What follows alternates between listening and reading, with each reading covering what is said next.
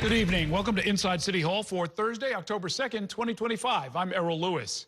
Public schools may have closed today because of the Jewish holy day of Yom Kippur, but education was the topic of the day in the race for mayor. Our Dan Rivoli joins me now with tonight's top story. Good evening, Dan. Hey, good evening, Errol. That typical quiet during a holiday on the campaign trail was punctured by a New York Times article announcing that Zohran Mamdani, the frontrunner for mayor, would propose eliminating the gifted and talented test for kindergarteners. That policy came in the form of an answer to a New York Times questionnaire. Now, former Mayor Bill de Blasio tried to eliminate it. Mayor Adams brought it back and expanded it. And now Mamdani wants to get rid of it for the city public school system's youngest students. I believe public education would take a giant step back if Mamdani was elected. Andrew Cuomo seizing on Zohran Mamdani's education plans and his proposal to eliminate part of the city's gifted and talented program in public schools. It's a reason Cuomo says is leading parents to move away from New York. When you ask parents why they're leaving the city, one of the #1 reasons is our public education system. Mamdani, the Democratic nominee for mayor, in a statement to the New York Times, said he would end the gifted and talented program for kindergarteners and embrace the policy of former Mayor de Blasio. De Blasio tried to phase out the gifted and talented program for elementary students. Mayor Adams brought it back and expanded it. The Mamdani campaign later told the New York Times Mamdani would keep the gifted and talented test for third graders. Mamdani's campaign in a statement said Zohran knows that 5-year-olds should not be subjected to a singular assessment that unfairly separates them right at the beginning of their public school education. Ending the gifted and talented is exactly wrong.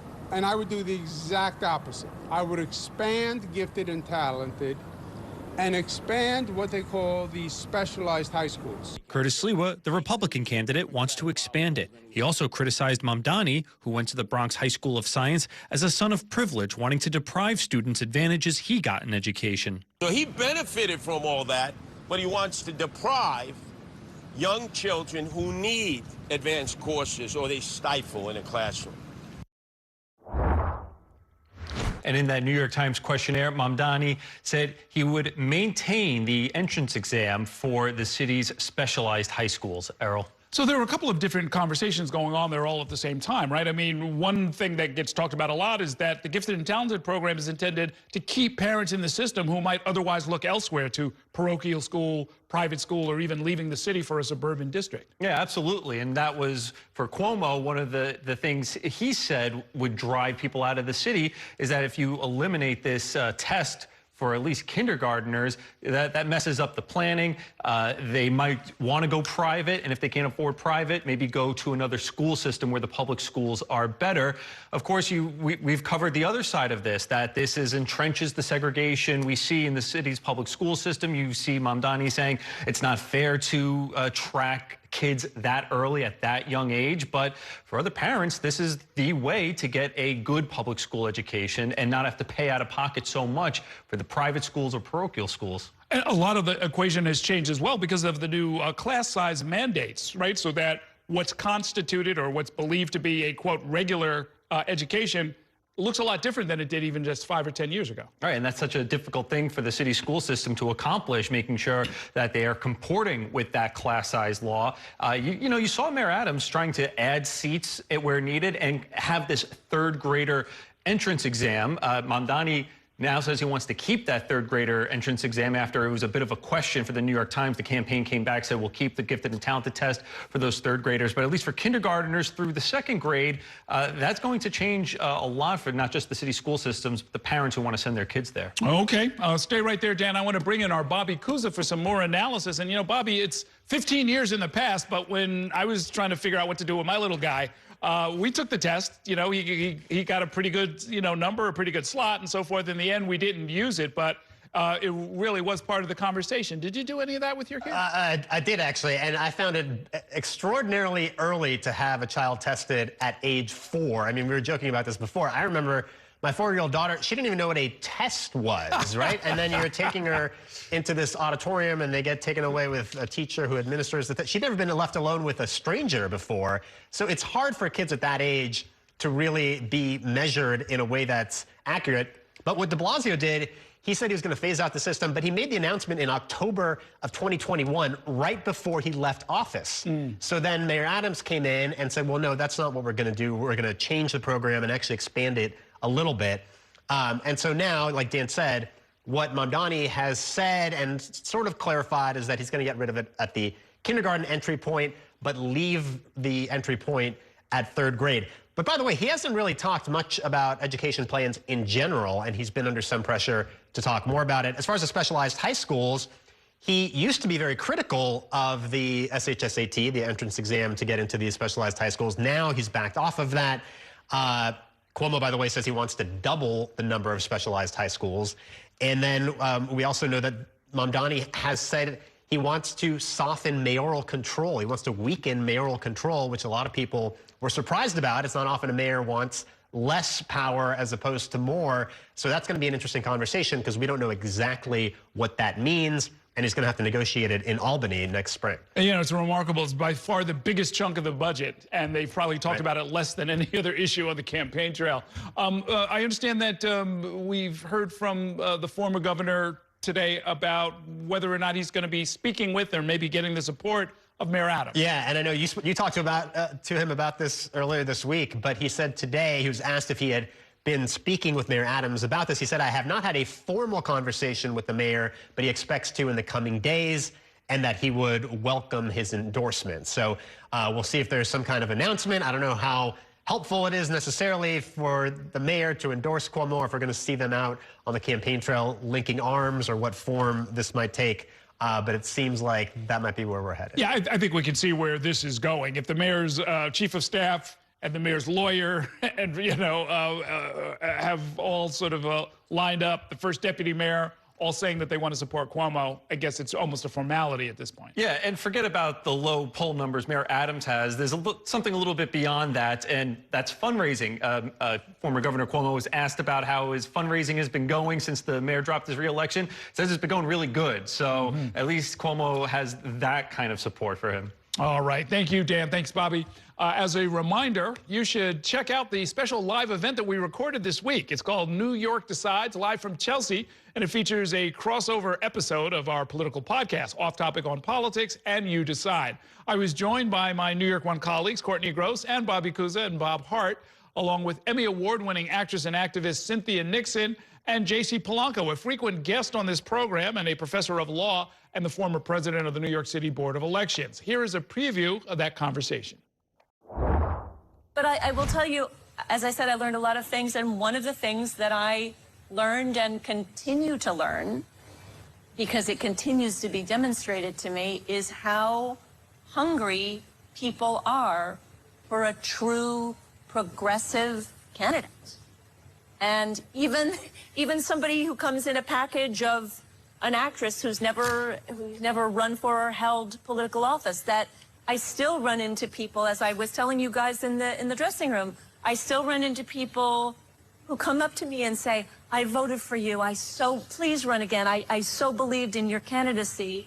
And yeah, maybe they liked me because they liked Miranda or they liked some other part they'd seen me in, but I think what they liked was my platform, which was, the way we developed our platform was we took all the people, the activists that had been advocating for, affordable housing, for a better MTA, for healthcare for all, for a Green New Deal, and we brought them in and they wrote the platform.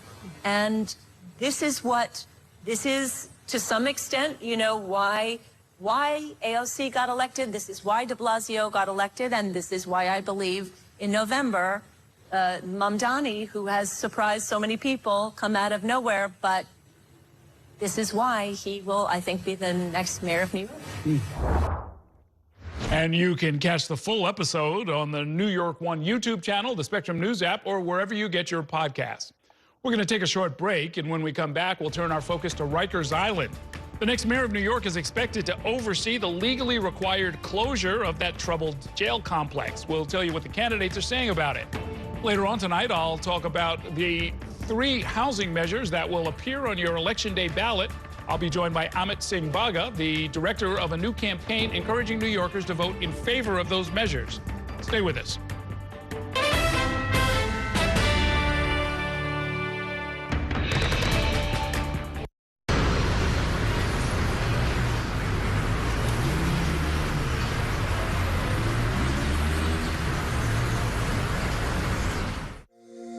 Every day tells a new story. At Mornings on One, we're dedicated to bringing you the stories that matter most to start your day.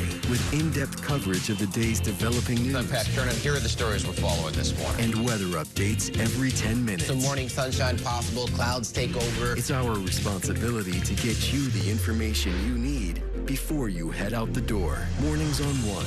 Weekdays starting at 6 on the Spectrum News app. Free for Spectrum customers.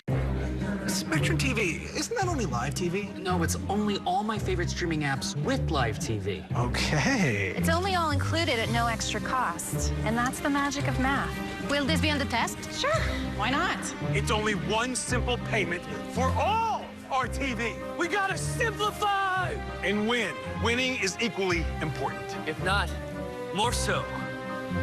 Yeah! Only Spectrum TV, fixed TV.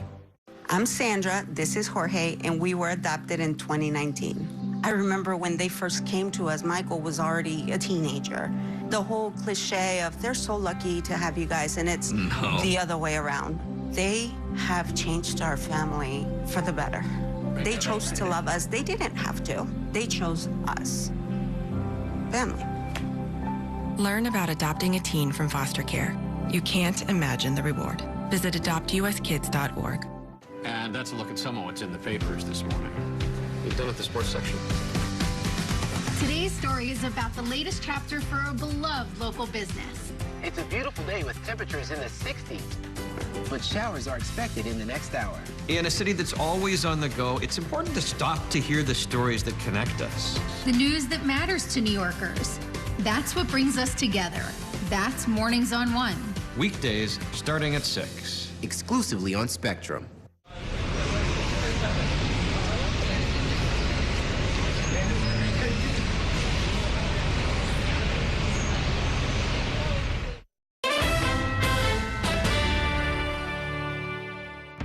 Welcome back to Inside City Hall. Last night on this program, we brought you a special report about 5 violent incidents in the city's jails that led to a federal takeover of Rikers Island.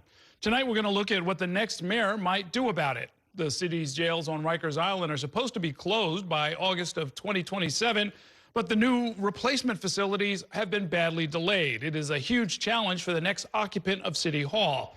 Our Courtney Gross joins me now with more. Good evening, Courtney. Good evening, Errol. I was just looking at the average daily population for Rikers Island, and as of September, there are about 7,200 detainees there on a daily basis, which is thousands more than the borough-based jails will be able to hold. It is a huge challenge for whoever the next mayor might be. Get the gurney, get the gurney. This is Rikers Island, a chaotic and violent place for decades and headed for a federal takeover. An independent manager is likely to be appointed this year before a new mayor takes office. Nonetheless, the jails are legally required to be closed in 2027, a deadline city officials acknowledge is impossible to meet. And the construction of replacement facilities is one of the biggest challenges facing the next mayor. Rikers is a disaster for New York City in terms of public safety, fiscal sanity, even basic morality. As a city, we created a plan to replace Rikers with something much better, something that's safer and smarter. And it's going to be in the hands of the next mayor to bring us that better, safer future. Of the remaining candidates in the race, there is a clear division on this issue. I think a lot of people who defend the carceral state, they defend the idea of it and the way it makes them feel. Zoran Momdani in 2020 asked about the purpose of prisons. The law states that we would close Rikers Island by 2027. This mayoral administration has made it functionally impossible to do so. Now, the Democratic mayoral nominee says he would drive down the population on Rikers Island so it can eventually close. We need a place where death is not a fact of life, and that's what Rikers Island has become. And the contracts the city has entered into on the construction of these borough-based jails, those are ones that I will follow through on because it is part of ensuring that we can actually close Rikers Island. Rikers Island, I said, should have been closed a decade ago. His rival, Andrew Cuomo, also supports the closure of Rikers Island, but says there needs to be a new plan to do so, since the 2027 deadline will not be met. The situation with the city jails is just a fiasco. It's just a fiasco. It is exactly what you think would happen when New York City says, we're going to build jails, we're going to get them done in 5 years, here's the budget. The budget on all of them is blown, the timeline is blown, it is just a total debacle. The city is set to replace Rikers Island with 4 new jails in Queens, Brooklyn, Manhattan, and the Bronx. But those facilities are years behind schedule, some not opening until the early 2030s. And that price tag for those facilities has ballooned in recent years. Starting at $8 billion, it is now $16. You leave it open, you rehab the existing facilities that house the inmates. Republican Curtis Sliwa says keep Rikers open, turn the new jail sites into affordable housing, rehab the empty buildings on Rikers Island. The facilities that are now empty, and you turn some of them into mental health care facilities, because far too many of the men and women and others that are housed on Rikers Island have serious mental health issues. And of course, we don't yet know who the next mayor or how much power the next mayor will have over the day-to-day operations on Rikers Island. And that, of course, is because a federal judge right now is considering names for a federal receiver who obviously will have a lot of power over what happens on Rikers Island. And Errol, just one more thought. When I was going through all the candidates' campaign websites to see how much time, pages they dedicated to the idea of Rikers Island, considering what a huge problem it is, only one of them actually had a whole page and plan for Rikers, and that, of course, was Curtis Sliwa. And he has a very different opinion about what to do on Rikers Island than the other 2 candidates. Very interesting. I'll have to talk about that with him at some point.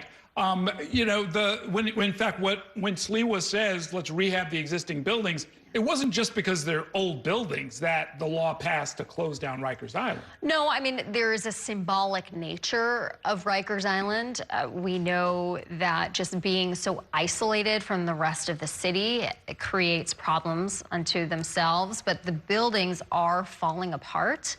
That is the main weapon, or the most popular weapon, detainees use on Rikers Island during these detainee attacks or attacks on correction officers. We've obviously seen some horrible attacks on correction officers this year. The main weapon is the buildings themselves. They take apart the building, they get plexiglass, they get a piece of the wall, and they can attack and other people and make a shiv out of it. And there are some estimates, including, I believe, by the Independent Rikers Commission, about how much it would cost to rehab the existing facilities on Rikers Island. And the thought is that it would cost more to do that on Rikers than to build the new jails that are already shovels in the ground in process. Okay, thanks very much, Courtney.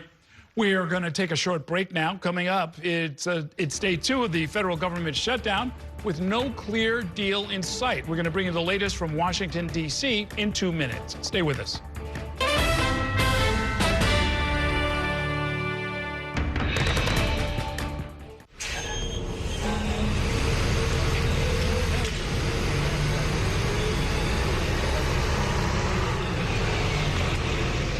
This election year is all about New York City. There are 51 council seats up for grabs, races for our next city comptroller and the next public advocate. Plus, an unprecedented race for mayor. That puts the power in your hands to decide who will run our city. Our team of political experts will be covering every angle of this election to keep you informed on how it could affect you, so you can feel confident with your decision at the polls. Stay with Spectrum News New York 1 for Decision 2025, exclusively on Spectrum. It's only a game. It's only a little rivalry. It's only a ritual. When I come home late, and a few generations. You're always there. And only Spectrum TV includes all your favorite streaming apps with live TV at no extra cost. It's only a game. It's only everything. Mom was always organized, but she started forgetting to pay her bills on time. And she'd buy the same gifts over and over. Telling the girls about my Alzheimer's diagnosis was really hard. At first, we had our cries, but then we were like, okay, let's make a plan. Early detection gave us time to adapt together. It's so important for you to think about what you can do and making the most of what you have. If you or your family are noticing changes, it could be Alzheimer's. Talk about seeing a doctor together. From my time growing up in Queens watching New York 1 to my time reporting here, I've seen how quickly a story can change. At News All Day, we bring you the news as it's happening, from around the boroughs to local government to your neighborhood. Because our city never stops moving. 3, 2, 1. Hi, I'm Shannon Ferry with the day's developing stories. But first, stay up to date and informed with News All Day, weekdays from noon to 4.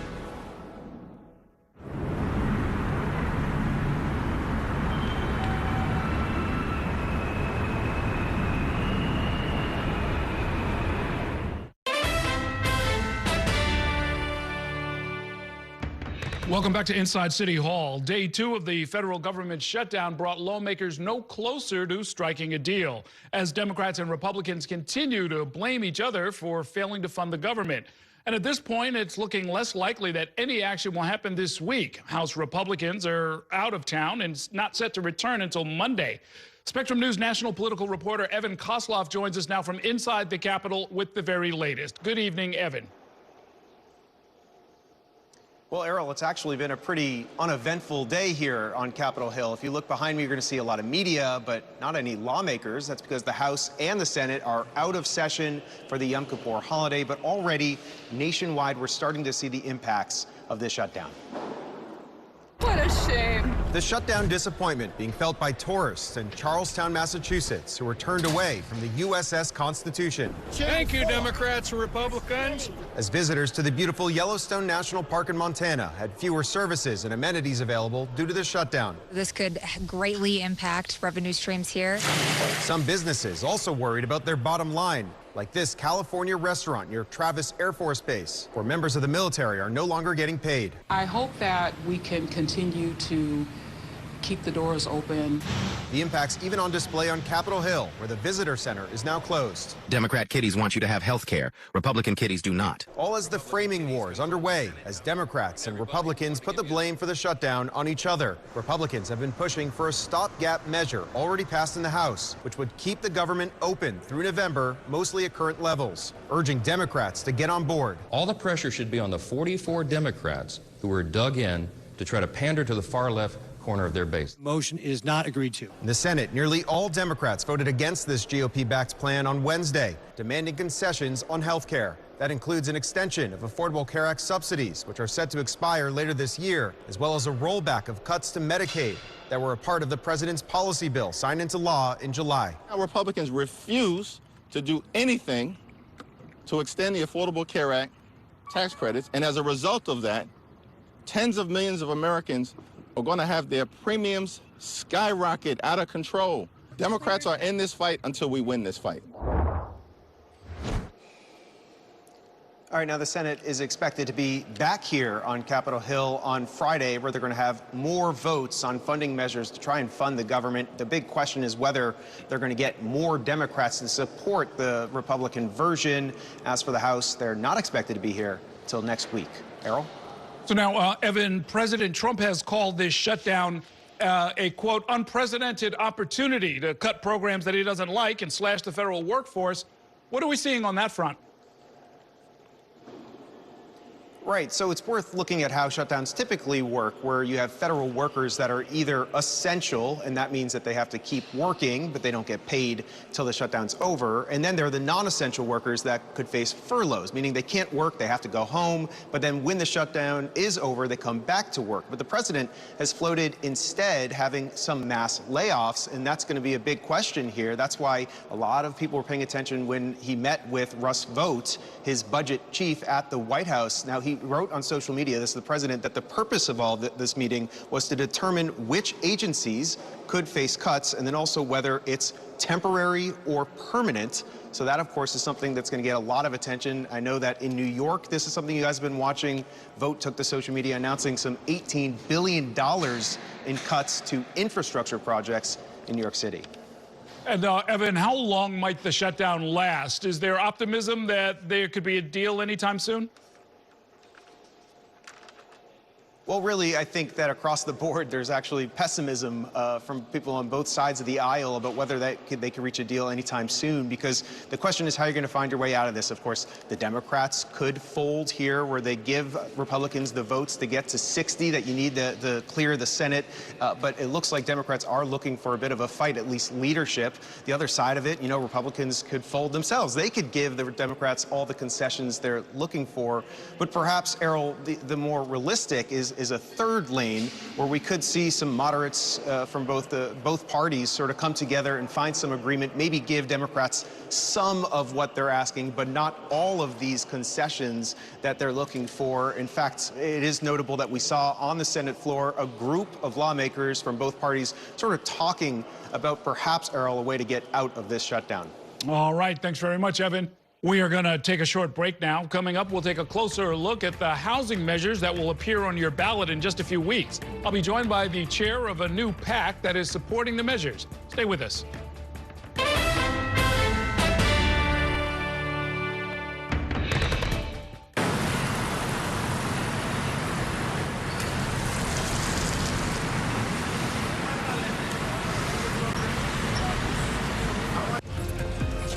My time at New York One has shown me that in the city that never sleeps, the news never stops. So as the day winds down, turn to the rush hour. Good afternoon, I'm Monica Bergman. To catch up on the stories that matter across the 5 boroughs, with in-depth interviews from the city's newsmakers, plus the latest forecast. Catching you up with today, preparing you for tomorrow. Right here on the Rush Hour. Weekdays from 4 to 7 p.m. There's an international travel plan with Spectrum that was an additional $10 a month, as opposed to paying a ridiculous amount per day for roaming fees. This literally felt like my old phone carrier was reaching their hand into my wallet and just helping themselves to some of my cash. I like having no surprises when it comes to my cell phone bill. And with Spectrum, that's been the case. So it saved me a ton of money. Real customers, real savings. To see how much you can save, visit spectrum.com/save. I'm Chris Jakimick. I served in the United States Air Force, and I deployed 3 times. So in 2017, I was serving as an Air Force First Sergeant. Our motto in that role is, my job is people, everyone is my business. But unfortunately, in that year, I would lose my own brother, Lance Corporal Adam Jakimick, to suicide. The majority of veteran suicides are from guns. I store my weapons securely, not only for myself, but for my family. My service never stops.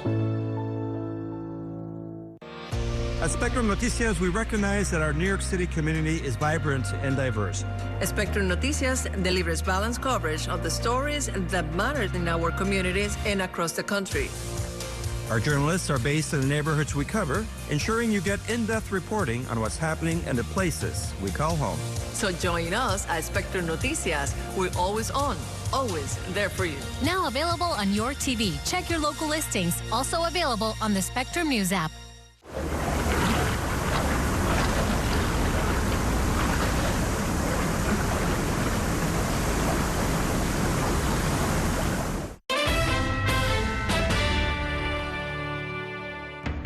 I think that these are proposals New Yorkers deserve to vote on. These are proposals that I take very seriously. Can't allow one council person a veto on a project. So you're supporting passage of these charter? Yeah, otherwise you'll get nothing done. If you want to preserve your residential neighborhoods and everything that we've grown up with, zoning, community boards, the power that an individual council person should continue to have, vote for Curtis Lee.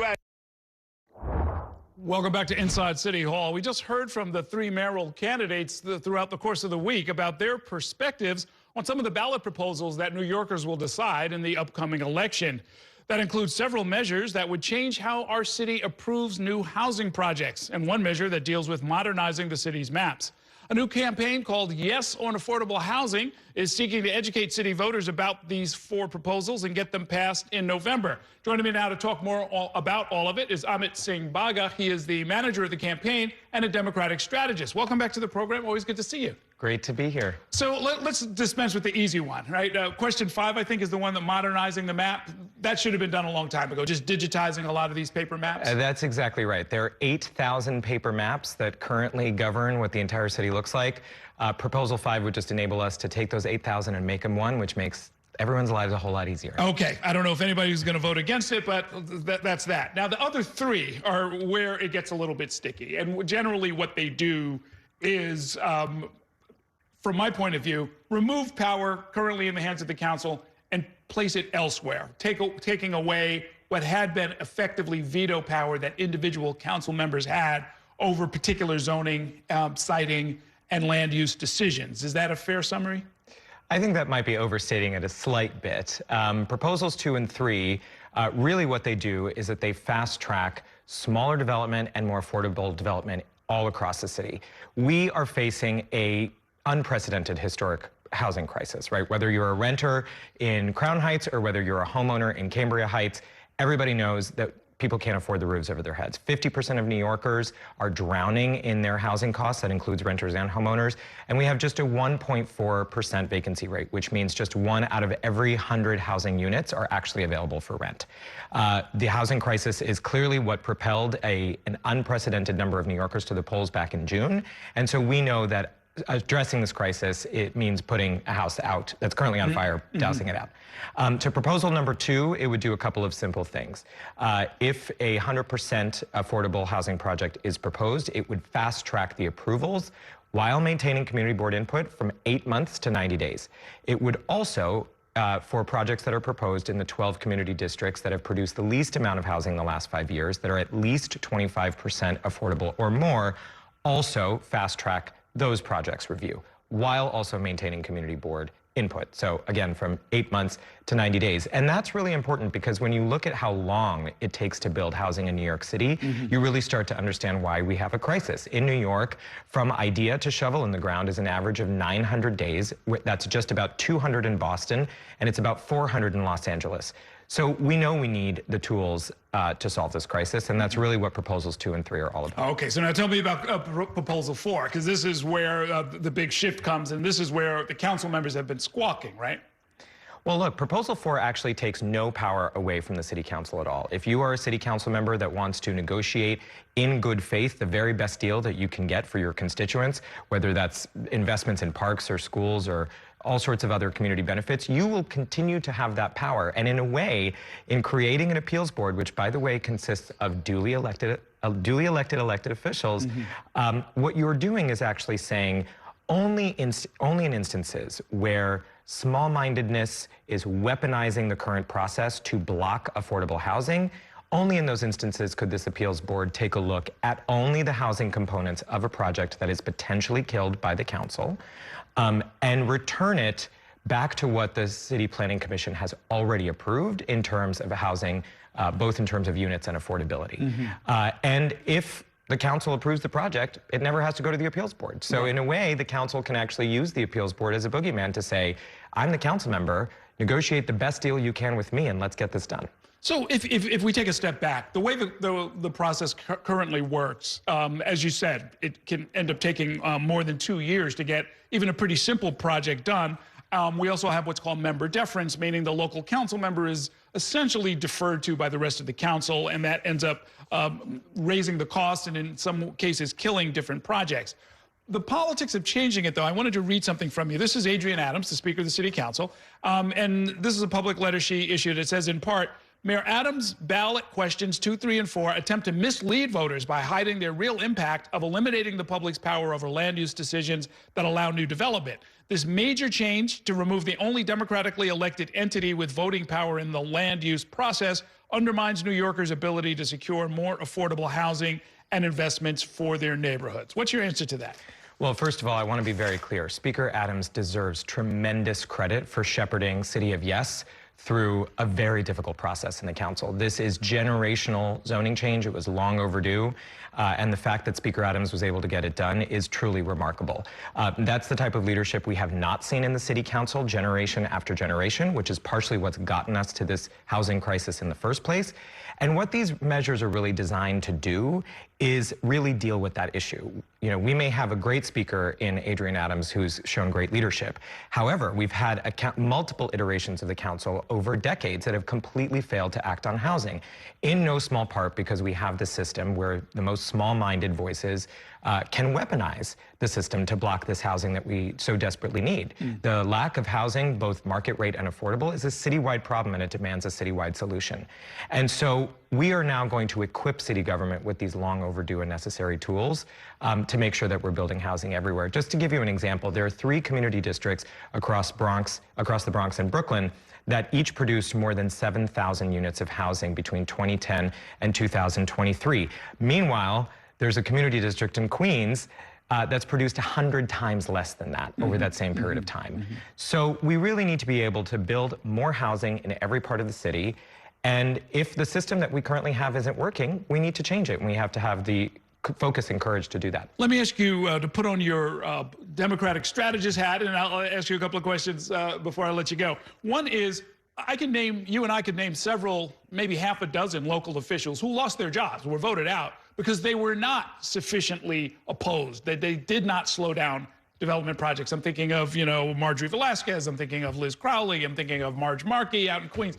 How do we sort of change the political incentives so that saying yes will actually get you votes?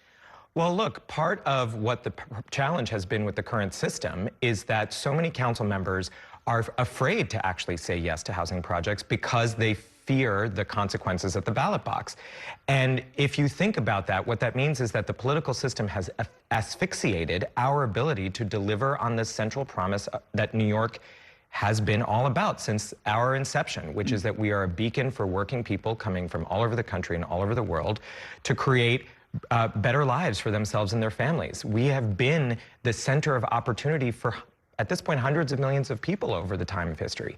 And we are going to seriously imperil our demographic and our economic futures unless we are able to house every single New Yorker affordably. Okay. I can't let you get out of here without asking you about the South Asian vote. You're sort of a specialist in that, and you've informed us and educated us quite a bit. What is happening with that as we go into the general election phase? Has the Mamdani campaign in particular been finding and signing up new people? What do you expect to see happen? Well, look, just to let it out for your viewers to make it clear, in 1970, when my parents came to New York City, there were about 10,000 South Asians in New York City. That is South Asians from every part of the subcontinent. Today, we are actually over 500,000. That is massive amounts of growth. The South Asian community is leading demographic and population change. Bangladeshis and Nepalis have been the fastest growing demographic groups in New York since the year 2010. And South Asians are finally, after long last, saying we deserve a voice in New York politics. We deserve, our needs deserve to be addressed. We're an incredibly diverse group, but we have the same types of housing needs, economic needs, educational needs, job training needs that other communities do. And it's really important that we're at the table to have a candidate that for the first time has not only represented South Asians in this way, but made sure that the apparatus of the operation is really reaching people where they are, being really linguistically and culturally responsive. I will never forget the story about the non-citizen, monolingual Bangla-speaking taxi driver in Western Queens who was organizing his neighbors to vote for Zoran. That is a type of power that you can't replicate without really having an impact. And so I think South Asians in New York have a bright future. Okay. We'll see how this all plays out in the last few weeks. Thanks so much for coming by. Great talking with you. Thank you so much, Aaron. All right. We're going to take a break now, and when we come back, officials in the Bronx are demanding federal assistance after a public housing building partially collapsed yesterday. We'll bring you those details in 2 minutes. Stay with us.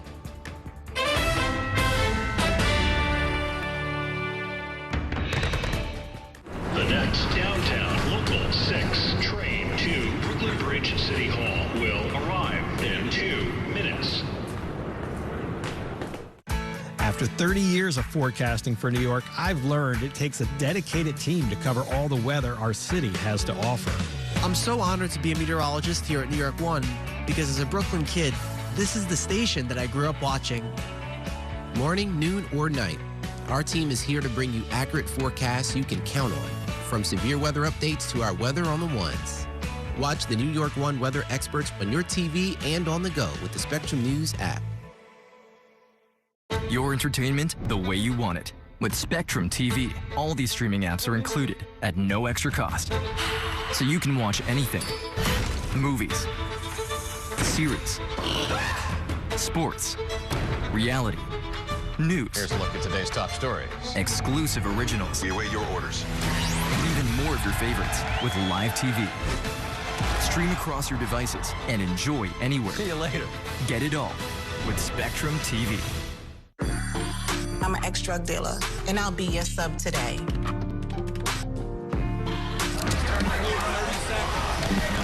2 milligrams of fentanyl can be lethal. A lethal dose is in here. Who gets it, I won't know. It's cheap, it's potent, and it's profitable. The sad reality is fentanyl is being mixed into everything now. More kitchen now.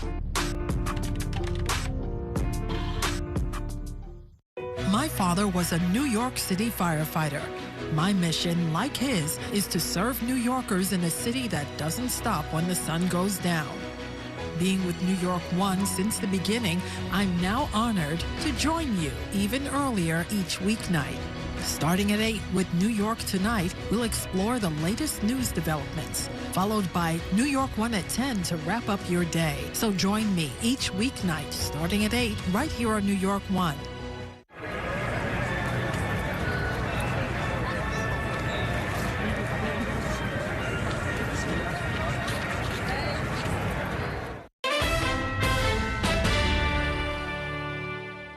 Welcome back to Inside City Hall. Officials in the Bronx are calling on the federal government to step in after that chimney collapse at a public housing complex in Mott Haven. The officials want the Department of Housing and Urban Development to help residents who were forced out of their homes, but HUD is saying that the federal government shutdown is complicating those efforts. Arnia Clark picks up the story. It was like two, like back to back, like a boom boom kind of thing. And stuff shook. And next thing you know, I just didn't think. I just ran out the house with my kids because I saw that my daughter's air conditioner went out the window. Noel Ramos says he was home with his wife and their 2 children, who both have special needs, in their 3rd-floor apartment when several explosions blew a huge chunk out of the corner of their NYCHA apartment building on Alexander Avenue near 135th Street in Mott Haven Wednesday morning. Since then, his son, who has spinal bifida, a spinal defect, has been hospitalized and the rest of his family displaced. The hospital won't release my son to an unsuitable, you see what I'm saying? So, what am I supposed to do? Ramos was joined in front of the building Thursday morning with activists calling on Governor Hochul to better fund NYCHA buildings and take them off of gas heating systems. NYCHA officials say their heat management team was conducting a routine safety check in the boiler plant of the 20-story building located in the Mitchell Houses complex when the explosions occurred, causing the chimney shaft to collapse while bricks rained onto the street below.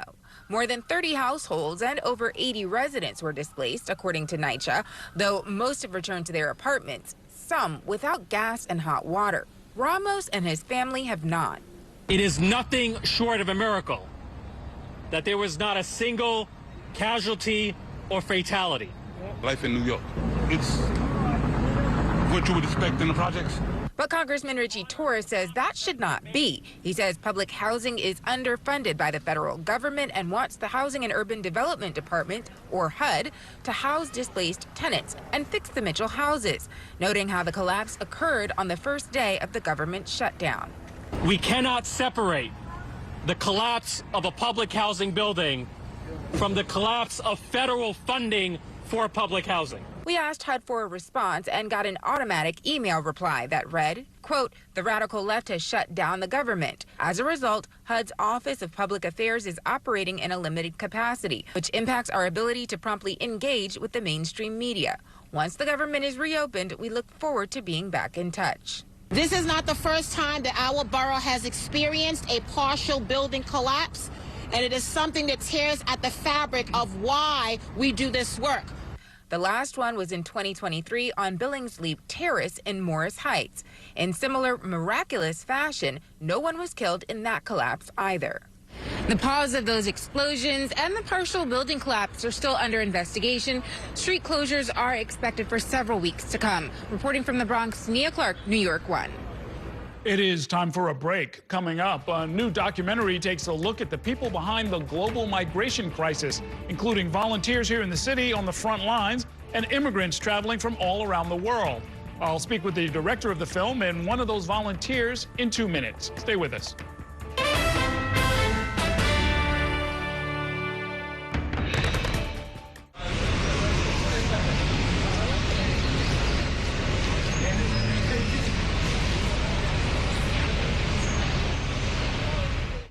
Here's the deal. People need a place to explore national issues that have an impact on their community. To understand those issues better, we're bringing together our team of local political journalists from across the country to break down what's happening. So join us every week to catch up on the key stories making a big difference across the nation and in your local community. Watch The Big Deal with Era Lewis Friday nights at 9 on Spectrum News New York 1. Available on all of your favorite devices exclusively on Spectrum. My name is Gail, and we are in my showroom for Floor's Fire Design House. Getting Spectrum set up for my business was extremely smooth. They had it set up within an hour, and I was online and ready to go and run my business. Spectrum helps me stay online. You know, I have to be able to be online at 5 a.m. when the market's open. Without Spectrum, it wouldn't be possible. Get up to 4 months free when you bundle award-winning internet. Visit spectrum.com/business to learn more.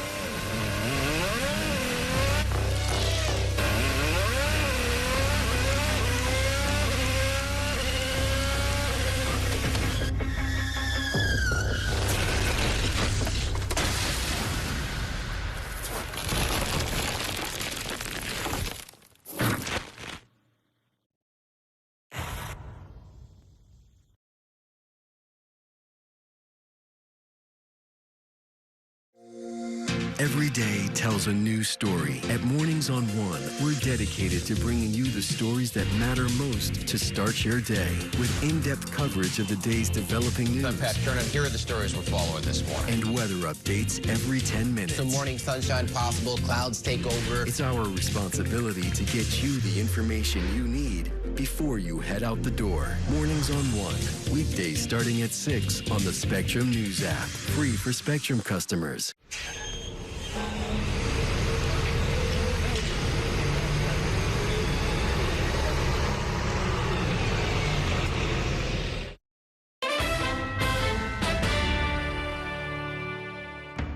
Welcome back to Inside City Hall. Tensions continue to mount at the Federal Immigration Court in Midtown. As we've been reporting, earlier this week, a photojournalist was pushed to the ground by immigration authorities. But tonight we're going to take a step back. It was only a few months ago that New York was receiving a steady stream of buses full of migrants. That started in 2022. And that journey from countries all around the world here to New York is the focus of a new documentary.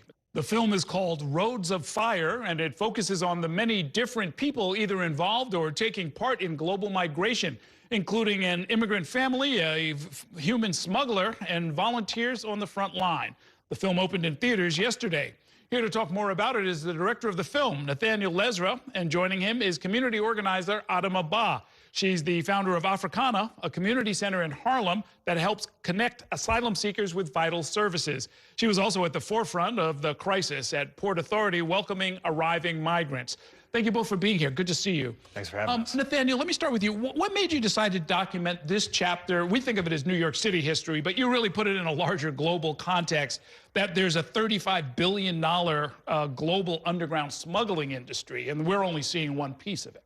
Well, I got really interested in the response to the crisis here in the city. You know, at that time, we had people standing outside. They were malnourished. They were dehydrated. They've been on buses for 60 hours, sometimes more, sometimes less. People like Adama were there to receive receive them, I got really curious about the bigger story, right? So where are these people coming from? What's the context in which people might need to flee? And how can I help the broader public understand that context so that we can maybe have a more healthy dialogue about what to do? You went all the way up the chain. You went to the border of Venezuela and Colombia. You were with some smugglers. You were in some pretty dicey situations. I'm assuming you shot a lot of this on cell phones, right? Nope. I had a camera on my shoulder. Really? Yeah. Okay. I would have thought it would have attracted more attention when they're like running from the cops and doing some other stuff. We did some secretive things with the camera, but to me it was important that we brought a high value to the film in terms of the cinematic language so that people really felt what people were feeling. There are human smugglers who talk with you pretty openly about their work. That's right. They all make a point of saying that they're professionals. It's like, it's those other guys who are terrible and unscrupulous, but they're honest professionals. And frankly, they came across that way. Yeah, they're an interesting group. I think there's a lot of feeling of what is a humanitarian? Somebody in that position when they're surrounded by so much economic struggle. Some of the people that we worked with saw themselves as Robin Hoods, people who were there to support families getting to where they needed to go. Even if the law was against them, they were with the families. Interesting. Adama, let me ask you about, we met you at the height of the migrant crisis. One thing you say in the film, you told us this at the time, is that, yes, this was an unusual situation, but that New York, before and after the last couple of years, has gotten a steady stream, and we continue to get a steady stream of migrants. And we don't seem to be very good at handling it, despite the myth of New York as a welcoming city. I think the film covers it beautifully. It shows how, I know the government and, our mayor was saying that they were just coming. But the film really highlights how they were welcomed with dignity. There were always people on the ground making sure that they were fed. There was people making sure that they were having clothing. Even though we're not good at welcoming, we need more time. There's always in history a group of people that always show up and welcome with dignity. There was a really gripping segment of the film where you're on the phone with somebody who's a migrant, who's at the end of his rope, and he's telling you basically he's preparing to commit suicide. And you sort of talk him back, and it's very compassionate and so forth, but the expression on your face and your whole demeanor was very businesslike, like this wasn't the first such call that you'd gotten. Unfortunately, it's not the first call, and it won't be the last. I'm used to these calls, but it was very important for me to de-escalate it. I even forgot about that part until I watched the film, and I was like, oh my God. That moment, it just brought shivers down my spine. Like, it was sad. Is this your calling? I mean, this is not for everybody. I mean, I was feeling very tense and anxious just watching you all go through this stuff because it's just an endless supply of incredibly varied needs. Well, I'm a former asylum seeker myself, so I've been through this journey already. So I guess it is my calling. Because I have the lived experience, I can help them navigate a system that's really not created for them. Yeah, and there is one young woman in particular, Maria, that you follow, who, I mean, she's got a story that many others can relate to. Horrible domestic violence that she was fleeing. She takes her kids with them. She walks them through this jungle, this unbelievable journey that you've documented a lot of on film. She gets here only to discover that she's got a whole other set of challenges. So that, behind the headlines that news organizations were talking about are individuals who have a very, very tenuous path ahead of them and really nothing to go back to. Yeah, she encountered the entire bureaucratic system that is in front of asylum seekers when they get to this country. It's not a simple path. They're often not fully informed what they need to do. They often don't speak a word of English, and translation services are not always, in fact, are rarely provided to people. So often they're given a handful of documents that they can't read and said, go, welcome to the United States. And they're not told that they have a certain amount of time to file their asylum application. They're not told how to file it. They're told that somebody will be in touch with them, usually via a tracker or a cell phone or a pager that they're handed, and otherwise they're left to their own devices. I was fascinated by that group that you sort of followed. And, it's young guys, one young woman, and they're full of bravado like young people are. Hey, we can do this. It's a better life ahead of us. Let's get to the United States. And then, as time goes on and you see each hurdle that they have to come over, where they have less than $100 and they need, $350 per person, and they need it by the next day. And they're pulling all kinds of miracles, and they're calling friends, and they're doing everything they can, as well as separating themselves from their own children, which is a very emotional kind of a scene that you document. That's right. It was really important to me that we communicated the level of financial exploitation that happens to migrants on the road, right? Every step that they take, there is some transaction that needs to be paid, whether it's bribing a border guard, bribing a cop, paying for hiked up goods on the road itself, getting to the country, paying people off here in the city, fixers, translators, all of these things. Everything costs a lot. Everything is usually hiked up.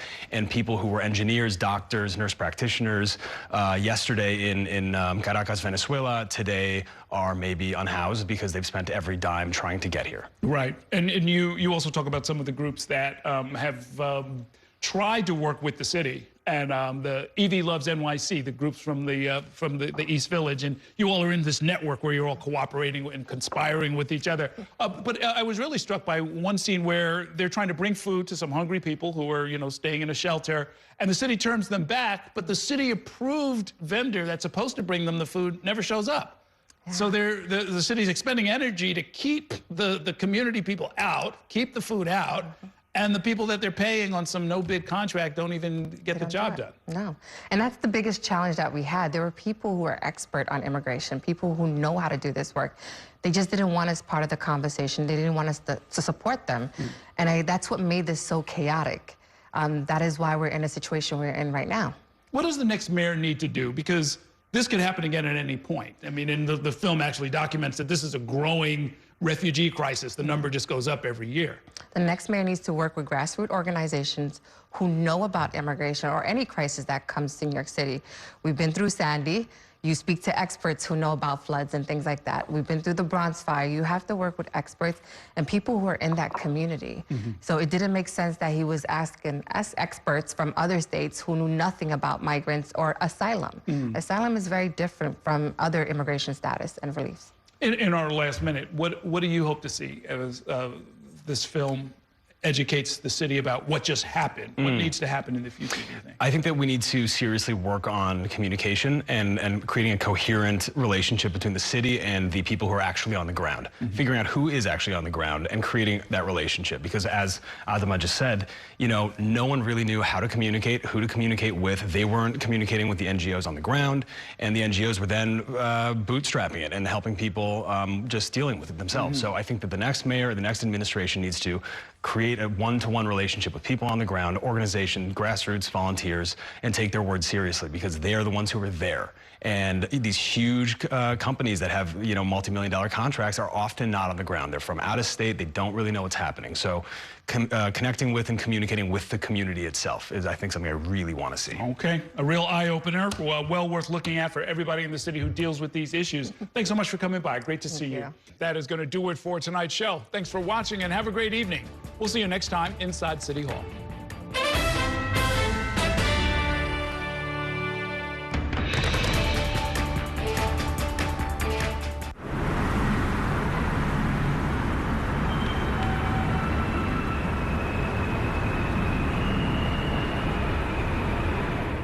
And that's a look at some of what's in the papers this morning.